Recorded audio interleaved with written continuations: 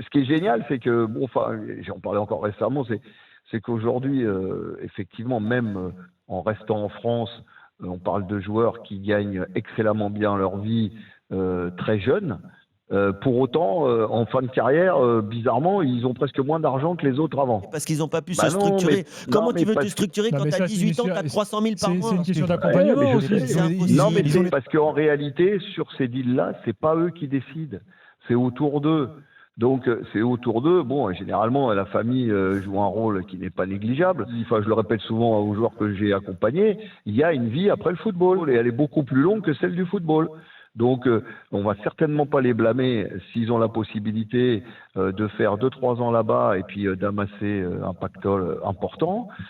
Après, le niveau footballistique, ben bon, il y a quand même de bonnes équipes, de bons joueurs, des bons entraîneurs, donc ils sont vraiment en train de professionnaliser. Par contre, il faut pas occulter un point, et ça me paraît important quand même de le rappeler, il y a encore beaucoup de clubs qui ont du mal à respecter leurs obligations contractuelles stricto sensu. Mais bon, quand on voit Neom qui vient de la D2, je veux dire, ils ont un gros travail à faire encore aujourd'hui pour bien structurer tout ça et puis pour faire en sorte que, parce que on parle toujours des clubs du PIF, voilà, qui sont les 5 clubs. Donc Al-Ahly fait partie des clubs très riches.